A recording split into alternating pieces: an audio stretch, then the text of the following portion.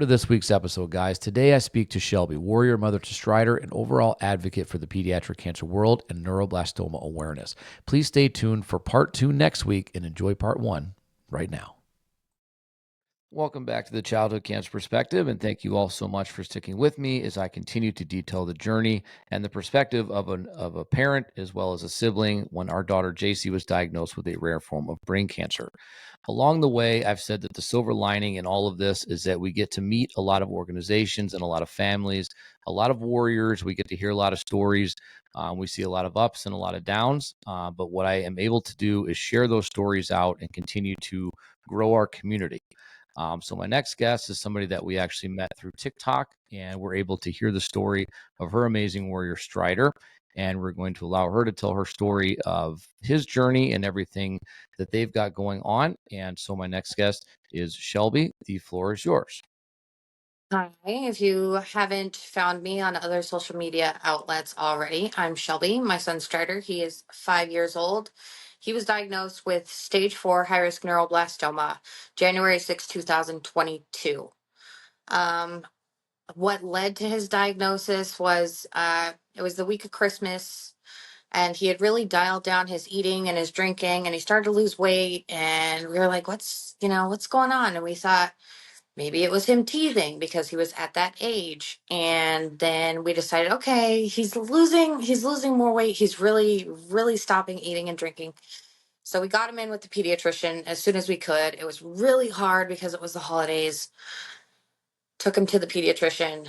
The pediatrician then just grilled me, asking me, what's his life like at home? What's your relationship with your husband like? Is there anything traumatic going on? And I'm like, I'm telling you, my child's lost 3 pounds in a week, and you're asking me about his home life? Like, make that make sense. So then he didn't even do a physical exam. He was like, oh, he looks dehydrated. Take him to the hospital. He's failing to thrive. He needs fluids. So we went on to the hospital.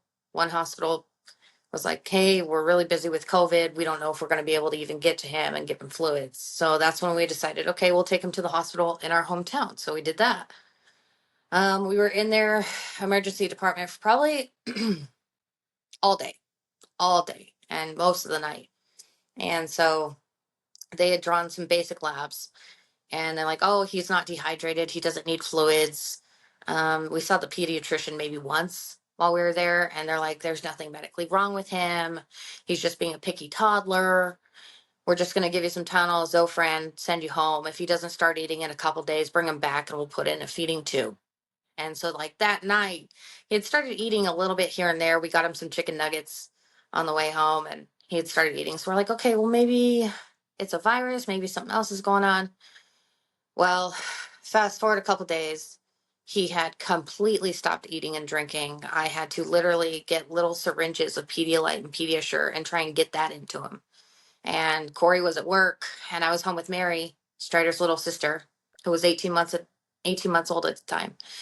And I texted Corey at work because him and I had been talking about it prior. I said, hey, you need to take him to UC Davis, which is our nearest children's hospital. So Corey got home, jammed some food down his throat, and took Stryder up to UC Davis that night. And they actually listened to us. The first set of doctors that actually listened to us. We've already been, to one pediatrician and blown through 2 hospitals. And they did an ultrasound of his abdomen. And that's when they decided, okay, we're going to do a CT because we see something. And I woke up January 3rd to a message from Corey in the middle of the night saying, okay, they found that he has masses all throughout his abdomen, and there is no doubt in their mind that this is cancer. And our world just stopped. Like that morning, I woke up to those messages. I'm alone with my daughter. Luckily, my mom and my grandma were here with me. And your whole world just stops. And so then after that, I'm making phone calls. I'm letting Corey sleep a little because I know it was a late night for him. Making phone calls, letting everybody know what's going on. And we wouldn't have an official diagnosis until days later, because after that, they'd have to go through and do biopsies, and they'd have to do more scans, and we'd have to wait for all these things to result. And so I knew childhood cancer existed. So before Stryder was diagnosed, I followed other families. I followed Eliza. I followed Tessa. I followed Jocelyn. I knew childhood cancer was a problem, but I never thought it could be me until it was. And so when we eventually got the news that it was stage 4 high risk neuroblastoma on January 6th, I had known what neuroblastoma was because months prior, my niece's best friend also had stage 4 high risk neuroblastoma. So it was like one of the biggest slaps in the face ever. And they're like, it's so rare, it's so rare. And I said, oh, that's really prime, because if it's so rare, then how do I know this other family that has had 2 daughters with this disease? And so now I've made it my mission to, when I find out that other families are newly diagnosed or going through something similar, to show up and be there for them, because I didn't have that person. I was alone. The only person I had was my husband and my family. I didn't know what we were about to go through or deal with. It was a whirlwind. But luckily now, he did 5 rounds of induction chemotherapy, a 7.5 hour abdominal surgery. He had to do 4 rounds of chemoimmunotherapy before we could do high dose chemo and stem cell transplant. We did 12 rounds of radiation and 3 rounds of immunotherapy with isotretinoin. And then after that, his disease progressed. He did another 2 rounds of chemoimmunotherapy, and that did nothing for him. And then we had to do what's called MIBG therapy, where he is literally isolated in a room and radioactive, and he has to be in there alone by himself, and we have to talk to him through a screen.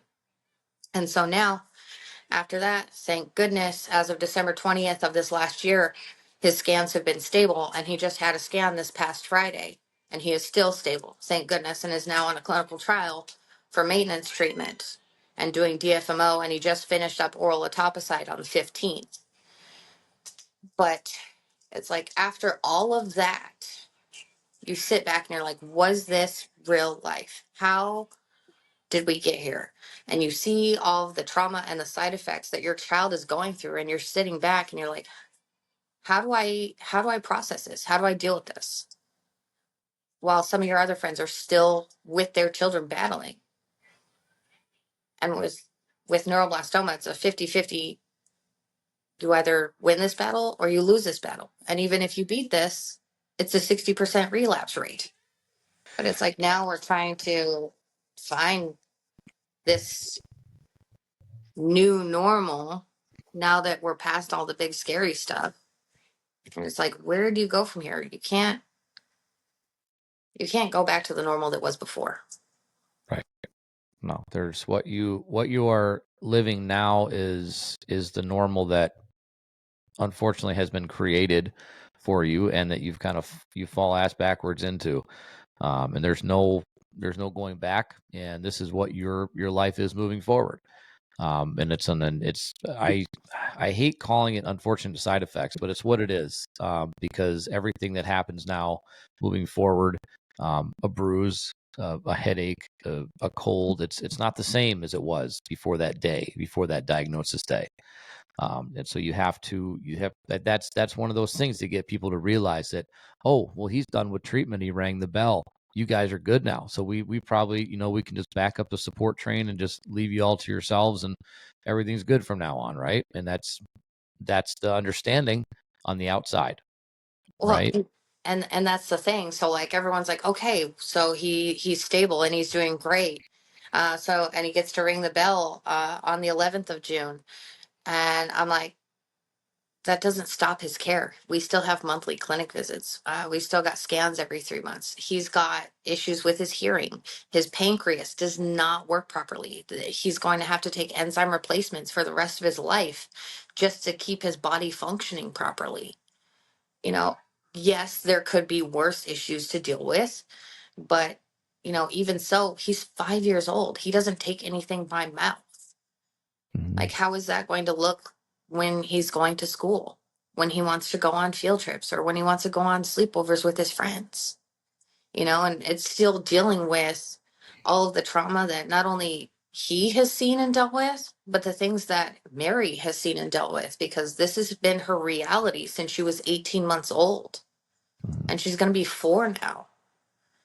And, per his initial diagnosis, we had this whole group of people who would call and text and message, and they were there in the beginning. And then after the initial car crash, because that's what I call it, um, it dissipated over time. People I thought who were going to be there for forever just kind of dwindled off into the abyss, and they left. And I'm like, okay, where'd you go? Why? What did Mm-hmm. I do? When we go through, something that's extremely tragic or emotional or anything like that, that's a spectacle. If that's, we'll just call it that. And this massive dump comes when it talks about, okay, you've got a diagnosis like this that is horrible. Well, you've got one side of the fence of people that say, well, they're kids, they're young, they'll bounce back. There's no need to, no need to worry. And then there's the other people that want to be right there. They want to be at your doorstep and they want to help you and they want to be your best friend in your back pocket. But whether the treatment ends or your child passes at that moment when they feel like, well, we've done all we can, well, then they just leave. And the support in the reality is whether or not your child rings the bell or they pass away at that moment, I think the support needs to grow because at that point, now we're recovering from everything that we went through, from everything that they went through, because it's a true family diagnosis, and you mentioned Mary, you mentioned the siblings. I have 2 older daughters and they went through it too with JC, and they saw everything. They saw the sickness, they saw the weight loss, the hair loss. They saw the bad stuff that we don't see on the commercials. They saw all of that. They lived it. That's their life. And how they choose to deal with it moving forward is kind of on them. Both of my daughters deal with it differently, completely 180 from each other. And I'm sure, Mary will have her own way of dealing with how she moves forward with this as she gets older. But it's a family diagnosis. Yeah. And, it takes a toll on the relationship with people you have around you, but it also takes a toll on the relationship with your spouse, your significant other. That was another hard thing to deal with because now we're balancing treatment and home life. And Corey did every single inpatient stay, every single night. I stayed the night in the hospital one night, and that was the night of Stryder's resection surgery, and my mom stayed with Mary. But every other admission, Corey was there at the hospital every night, taking the time off work, you know. And when he would get discharged, Corey would go straight back to work because we had to make ends meet. And it got to a point where we were just in this never ending cycle of, okay, hospital, home, recover, hospital, home, recover. And there was no conversation between him and I. And we didn't express our feelings to each other. And that was hard. And it took a toll. And there were times when we're not going to survive this. Like, I don't know how we're going to get through this. And somehow, thank God, we did. And we managed to find each other again at some point once we finally got into a good groove. And we were so used to this after doing this for so long. But it's hard. You have to remember to communicate. And it's hard when one person's trying to protect the other from things. Hey, buddy. It's the infamous 80-20 rule within this community. And that bigger number is not the fun one. That bigger number represents the amount of couples, the percentage of couples that will break up, families that will break up over a diagnosis like this. And it's important to remember that it's not because you fall out of love with that person or things like that. It is the stress is just insurmountable that is put on a couple, put on a family going through this. I did the same. I did all the inpatient stays with JC. My wife stayed home with my other 2 girls. And we also were in the heart of COVID when she was diagnosed, so we couldn't be there together for most of the stuff. And beyond that, you're tired, you're burnt at both ends, you're beyond exhausted. And that takes a toll. And I don't think we often realize it until it gets to be too late, how bad the situation has gotten. And I did an episode like this with my wife at one point, and I asked her, I said, did you ever think that we were going to break up? And she said, yeah. And she never told me that before that point. And it was, you don't realize what it's doing to you internally and mentally, before it gets to a point that you become part of that 80%. So, I think that got to a point that I was going to ask about later on. But yeah, that 80-20 is a serious situation. And I've met people on social media whose this diagnosis has broke the families up. Yeah, and it's like I'm so thankful that, we were able to finally find a good balance and a good way to communicate. But, you know, people outside of this don't realize that this is an entire family affair. There were times when Stryder was in transplant. We were away from home. We were in San Francisco for 3 months. And Mary hadn't seen her brother in almost a month at this point.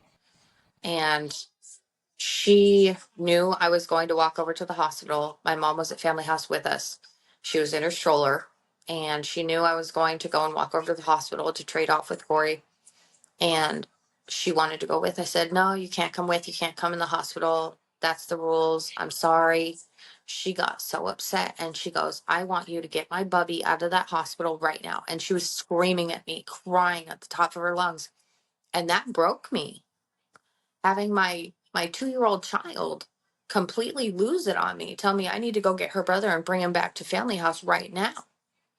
And I hadn't realized that it had affected her that deeply. And even now, there are times when, just recently, a couple weeks ago, she had gotten out of the tub and Strider was staring at her belly. And then he lifted his shirt and he pointed at his belly button. And then he pointed at hers. And she goes, Mom, why is his belly like that? And I said, your brother had to have surgery. She goes, why do you have to have surgery? I was like, because the doctors had to go in and take all the ickies in his tummy because he had ickies in his tummy. And then she's asked me why he had ickies in his tummy. And I didn't have an answer for her. It's like, how do you explain these things to small children?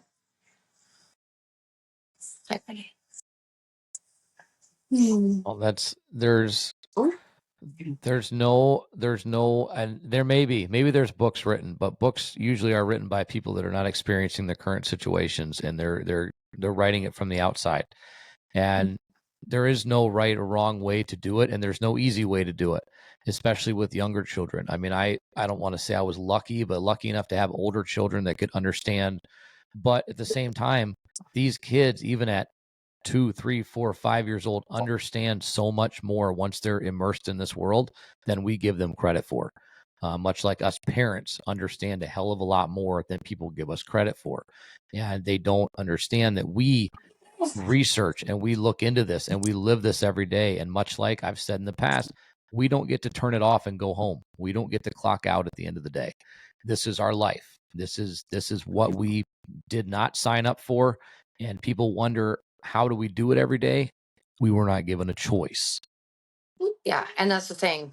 Like now, as compared to what my old hobbies used to be, I spend my days researching and looking at studies of the just in case. What if something happens? What if it comes back? Because that's forever going to live in the back of my brain.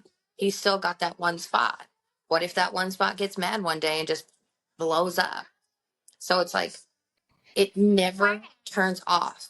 Even now, he still requires around the clock care between flushing his Broviac every day, doing his feeds every hour, 8 to 10 hours a day, making sure he's getting his morning meds, his evening meds, making sure that everything is going smoothly and making sure that we get the labs done in a timely manner, and his weekly dressing changes and scheduling infusions and appointments with GI and appointments with speech therapy and occupational therapy. And now, we're getting ready to transition him back to a pediatrician and getting all that lined up.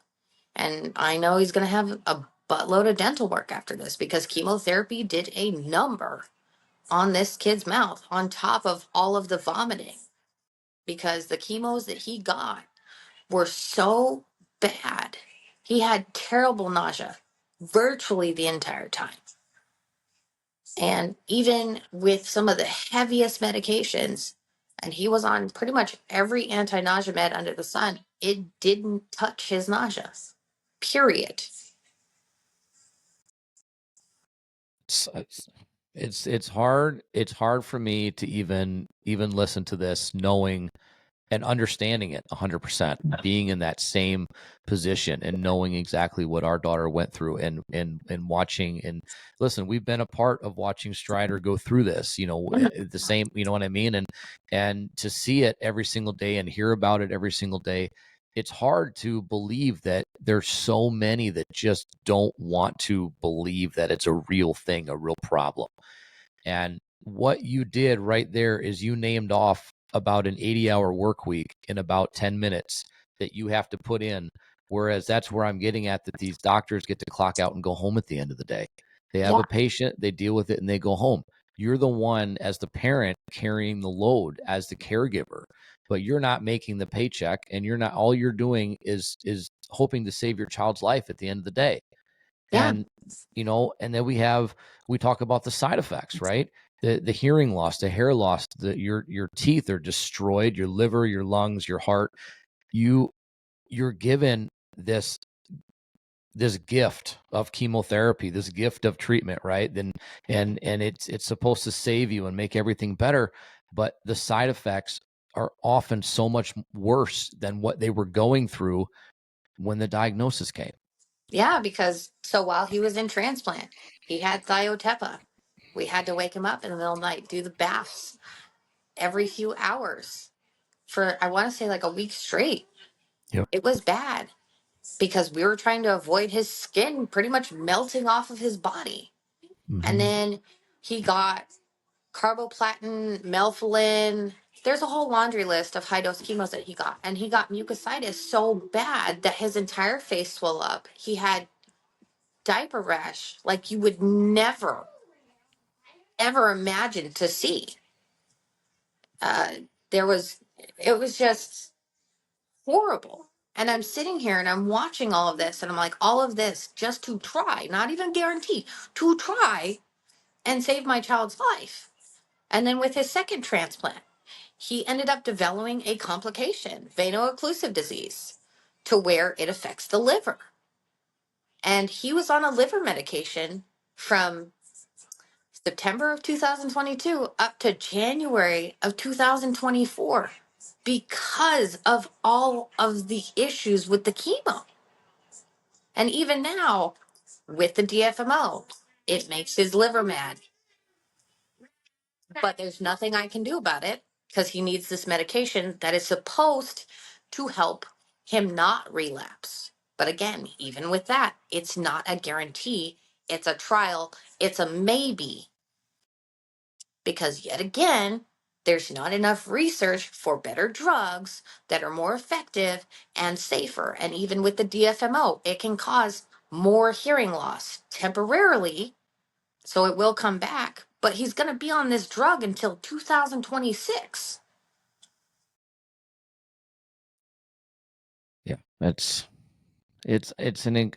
just don't even know how to describe to people in a more intense detail about what chemotherapy and what these trials or what they do to you as a tiny human. What they do to us, what we can handle is so much different than what these children can handle. Yeah, they're young, their bodies, may be able to bounce back in a way that we may not now at 40, 50 years old. Okay, we creak and your knees sound like Velcro when you stand up. But these kids, their bodies are not meant for this poison that is going into them. And listen, we did thiotepa as well.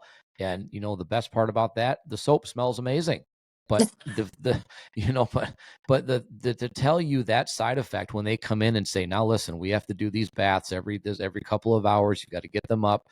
Jace Jace hated it. She hated getting woken up to get put in this bath to just sit there long enough to make sure that your skin's not going to burn off. And then they make sure to tell you, make sure you don't touch it with your hands. Make sure you don't get anything on you.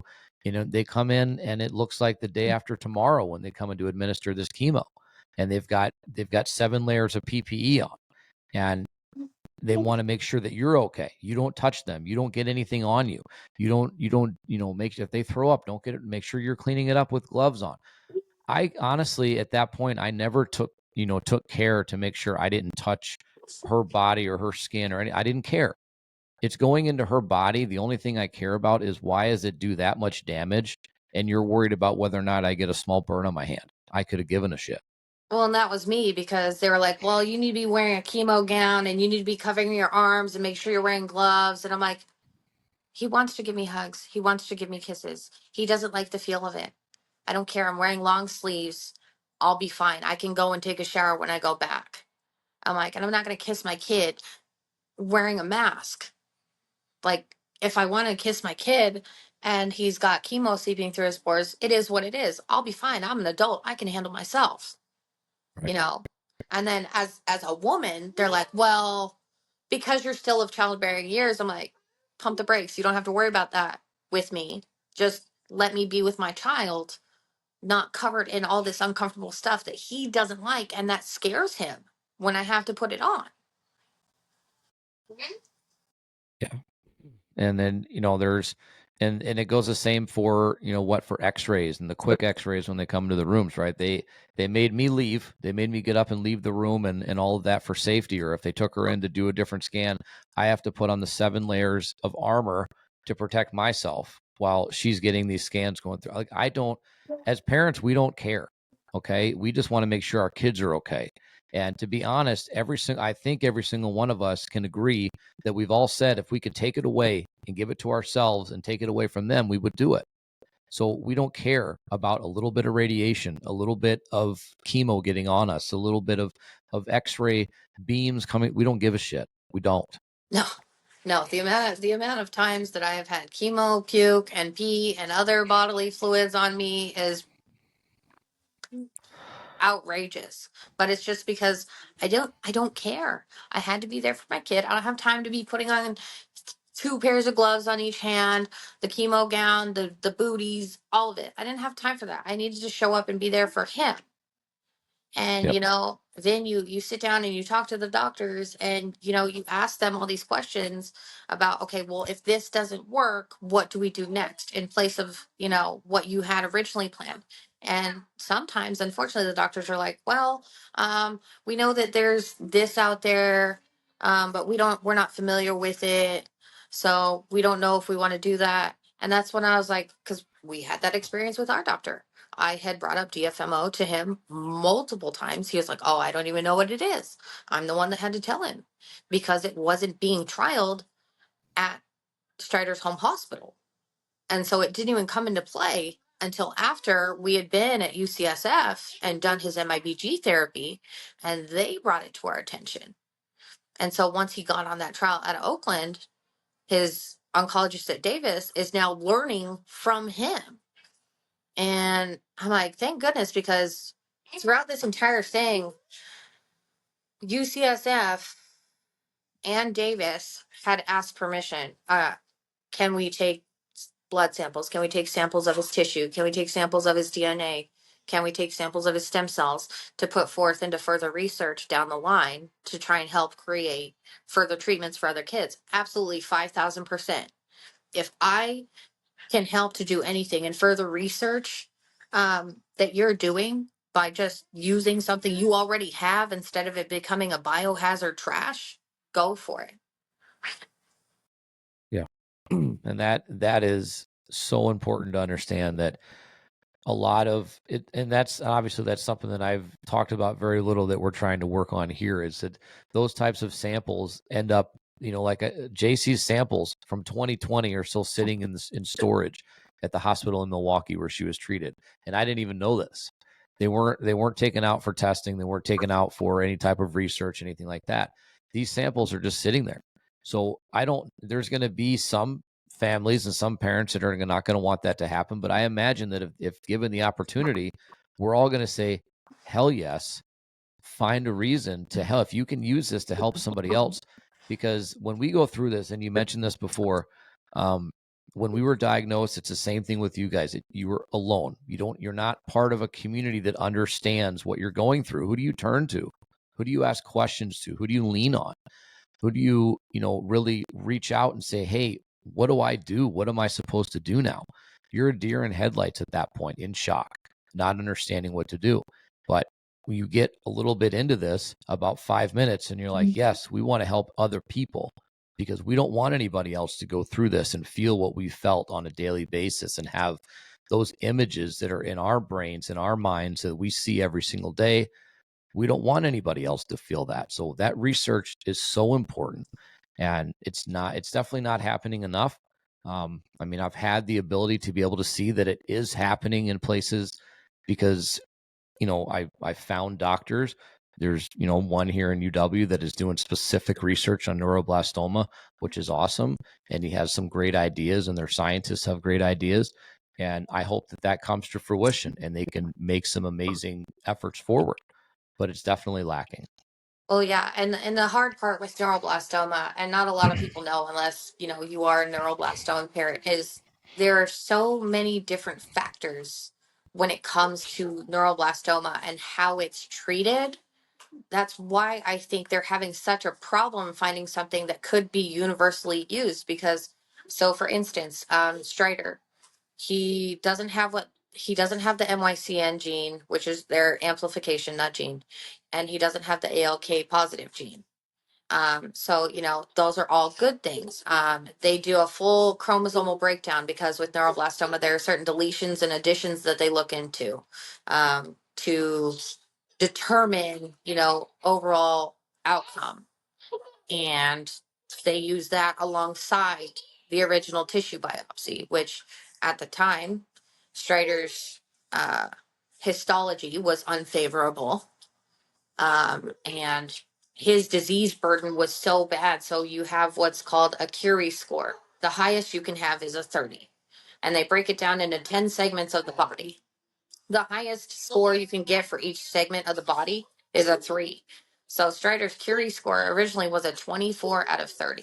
So head to toe, bone marrow involvement, the whole 9. And the tumor load in his abdomen was so bad, they could not differentiate between anything. They never even discovered what his primary tumor was because they were so clumped and smashed together that they couldn't figure out which was what and where it started.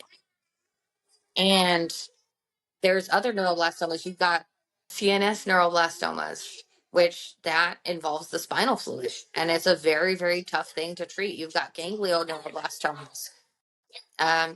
You've got neuroblastomas that have the MYCN gene, such as Everly's, and unfortunately, as you know, Everly was brought home on hospice over the weekend, not even last week. You know, and all of these things, it's so hard because as a neuroblastoma parent, my first instinct once we got the official diagnosis and I didn't know anybody, I got on social media and I started looking for anybody who could give me any kind of semblance of hope or advice or knowledge as to like what their experience was with this.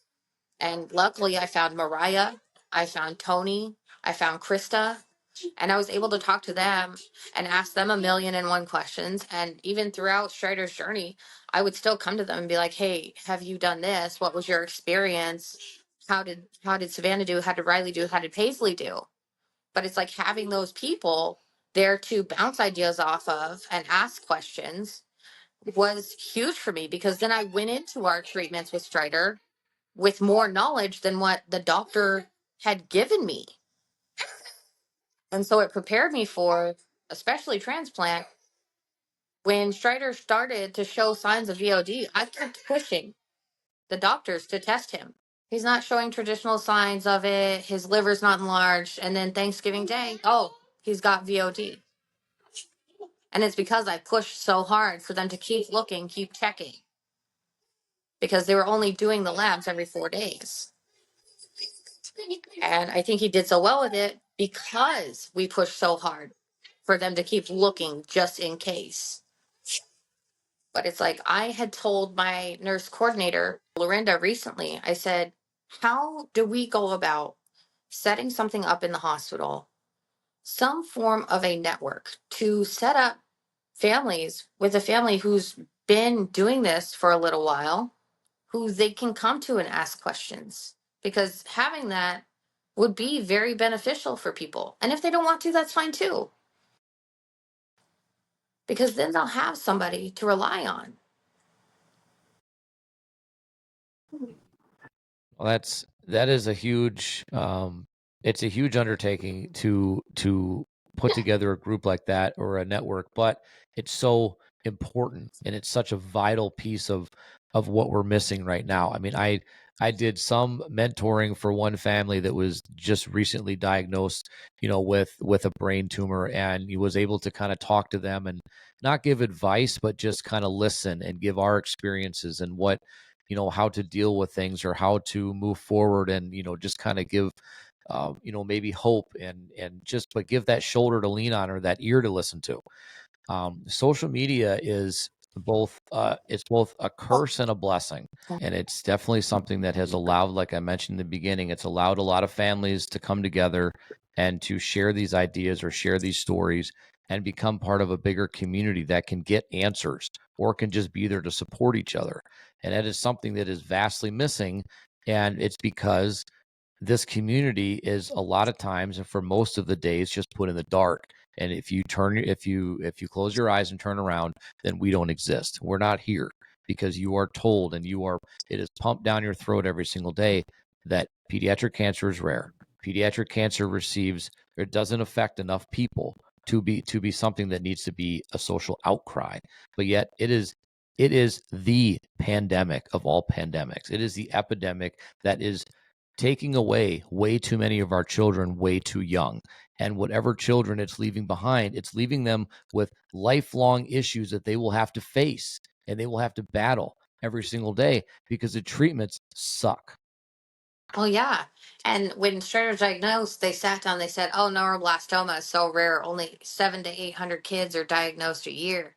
But then literally we had my next door neighbor came to me before we left for transplant. She said, hey, my friend, they found a tumor in her son's brain and they don't know what kind of cancer it is. Can you just message her and let her know she's not alone? I said, yeah, of course.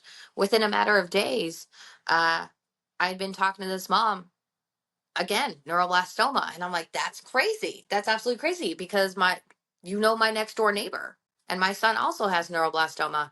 And then a couple months down the line, another parent comes into that hospital that she was at, and her daughter, Everly, diagnosed neuroblastoma again. And then a few months later, another kid, his name is Maddox, neuroblastoma again. So all within 16 months of each other, 4 kids in the Central Valley in California are diagnosed with neuroblastoma. And you want to tell me that in the United States alone, only 700 to 800 kids alone are diagnosed with neuroblastoma, but yet there's 4 of them within a 2.5 hour radius of each other? Make it make sense.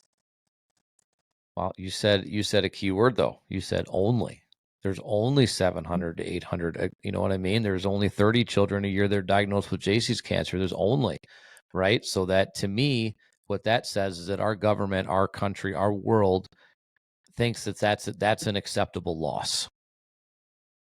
Like It's that's okay to have that many diagnosed, because out of a population of 80 million kids, that's not a big deal. We can deal with the loss of 7 to 8. We can deal with the loss of the 1,800 kids every year. That's fine because we've got 80 million of them.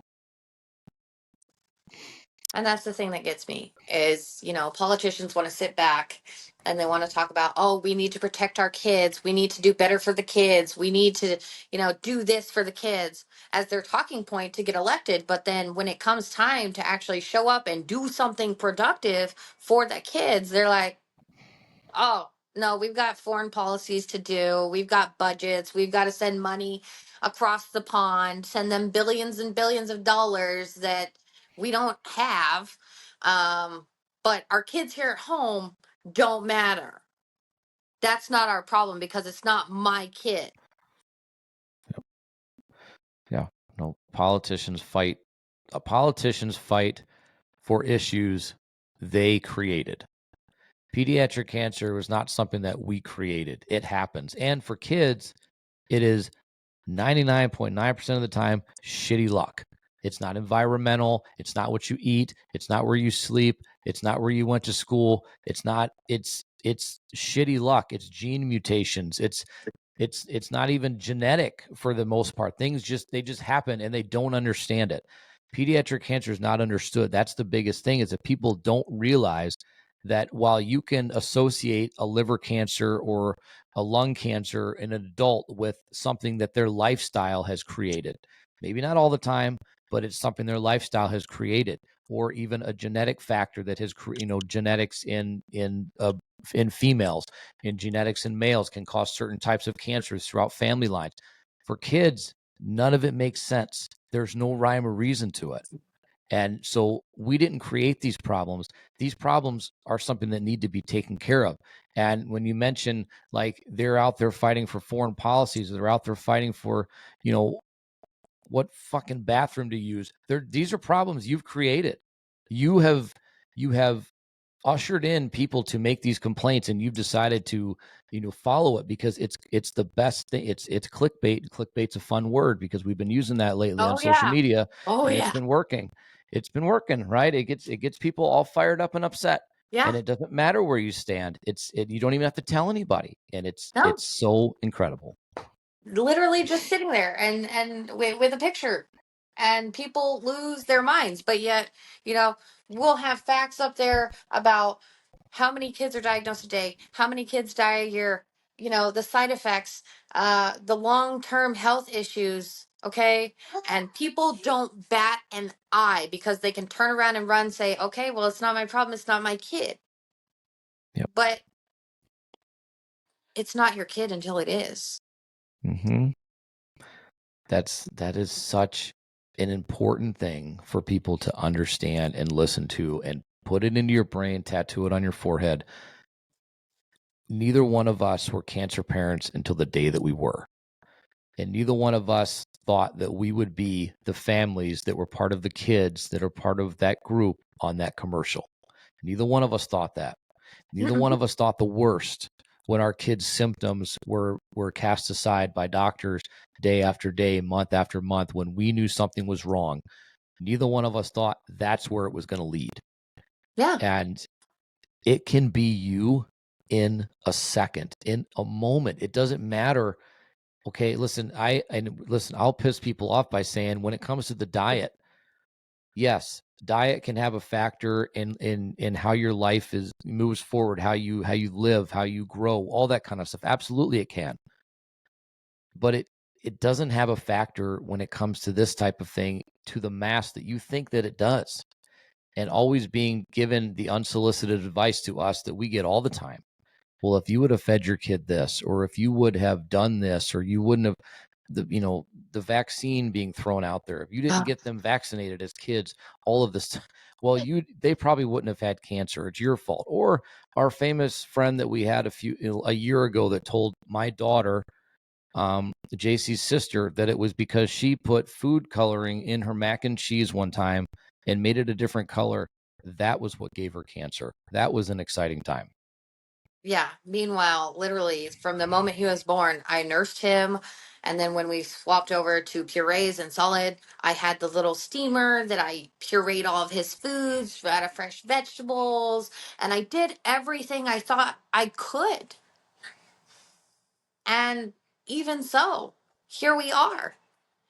Yeah. And the thing that blows my mind is Stryder was born with a birth defect. One of his testicles was fused to his abdomen. His first surgery was at 6 months old. His second surgery was at 14 months old because they pushed it back because it wasn't considered essential because of COVID. And so the reason we wanted to do the surgery was because they told us that if we didn't do the surgery and we didn't bring the testicle down to the scrotum, that the tissue could die and it could cause cancer. So I said, oh, no, no, no, no, no, no. Let's do the surgeries. So we did the surgeries, and it boggles my mind because that was done in June of 2020. He was diagnosed January 2022, but it was bad. So it had been growing for who knows how long. And I had that thought in my head of, they were in there. Did they see anything and just not say anything? And then I get the thought of, is it something that I did? Is it something I was exposed to while pregnant? All of these questions, because you have those people who are like, oh, it's your fault. You did this. You caused this. It's something that you brought into your household or you gave him. And I'm like, it has nothing to do with that. I spoke with the oncologist and she's like, this is just something that you just hit the unlucky jackpot. Yeah. That's that's exactly what it is.